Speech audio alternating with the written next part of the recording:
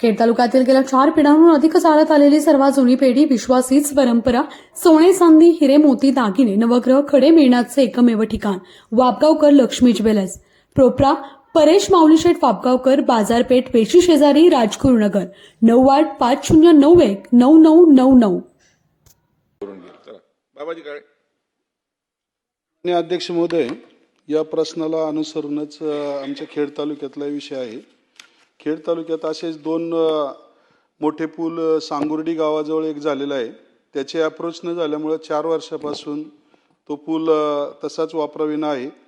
आणि आळंदीजवळ चिंबळी माझगाव तिथं सुद्धा एक पूल असाच अप्रोच न झाल्यामुळं अडून आहे. आणि यासोबतच दुसरा एक विषय साहेब, काल पुणे जिल्ह्यामध्ये फार मोठ्या प्रमाणामध्ये अतिवृष्टी ढगफुटी झाली.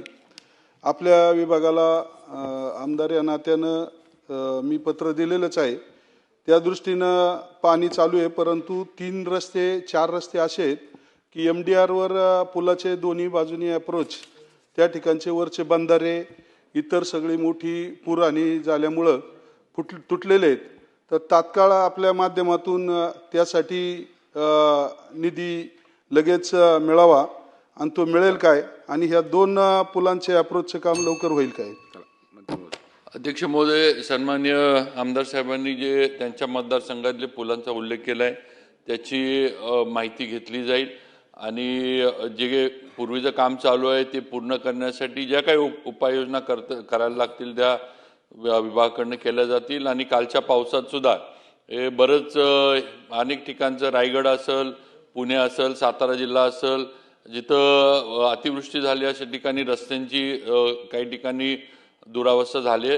त्यासाठी विभागाकडनं माहिती घेऊन पुढच्या उपाययोजना आपण अध्यक्ष महोदय करतोय. आता आपल्या राजगुरुनगर शहराच्या अगदी जवळ म्हणजे शिरोलीमध्ये पुणे नाशिक महामार्गालगत भव्य 3 मजली इमारत भाड्याने देणे आहे. तर आता आपल्या हॉस्पिटल, बँक, पतसंस्था, शालेय अभ्यासिका किंवा अन्य अनेक महत्त्वाच्या गोष्टींसाठी तब्बल प्रत्येकी 2500 स्क्वेअर फुटाचे 3 मजले भाड्याने देणे आहे. तर आजच संपर्क करा. वस्ताद मुन्नाभाई शेख, 94 23 22 8007, 89 75 62 21 83.